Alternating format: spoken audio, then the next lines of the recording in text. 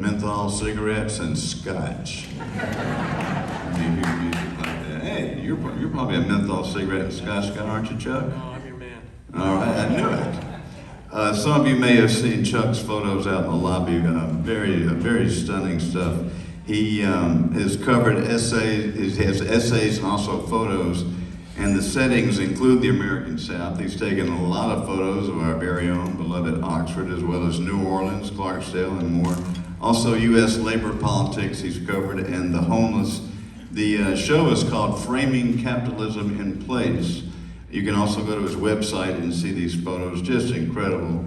40-year teaching career at Murray State University and Georgia State University. And now this second career, if you will, as a photographer and an essayist. Delighted to have him with us. Y'all welcome Chuck Steffen.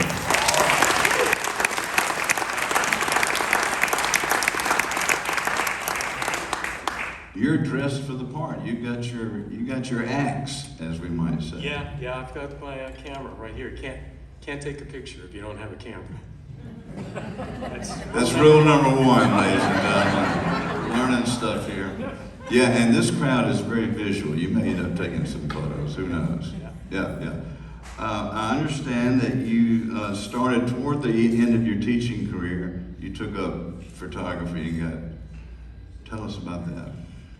Well, my office at Georgia State University was in downtown Atlanta, and it looked out on Woodruff Park, which is, if any of you have ever been in Atlanta, it's right downtown.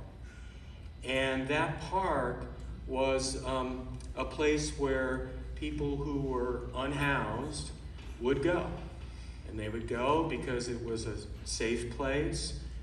There were police there doing what they could to keep it safe, but also there was a certain safety in numbers.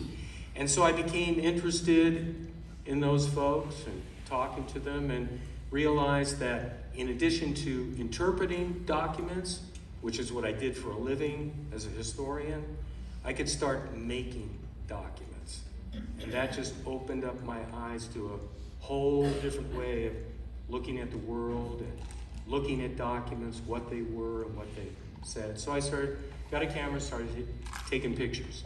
I find it interesting that we have you on the same show with Erin, who has a book about small town living, because you're very much about place. Yep. That's you look at things through the lens of place a lot of times. That's right. And I read one of your essays where you compared John Coltrane's quartets in the 60s to what maybe you're trying to do with your photography. Explain that to us a little bit. Oh, that's interesting. Okay. Wow, you've read it. Well, I certainly hope so. All right. Because you wrote it.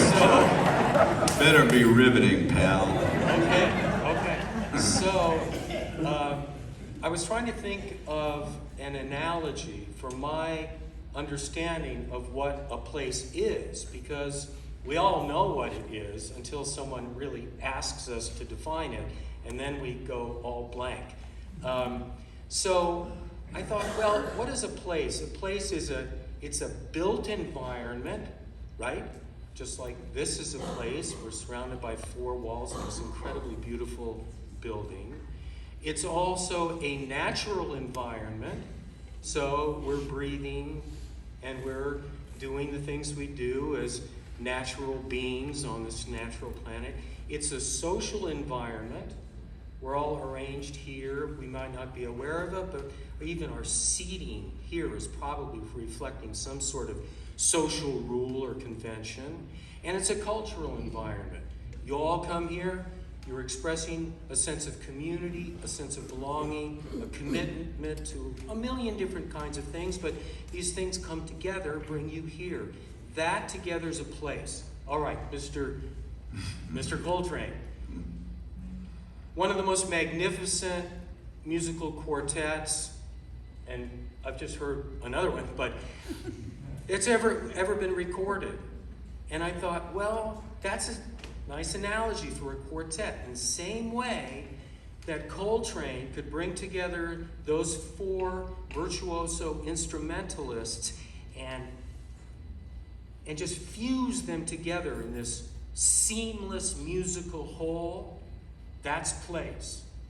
What Coltrane did with his musicians is what we experience when we feel that we are in our place.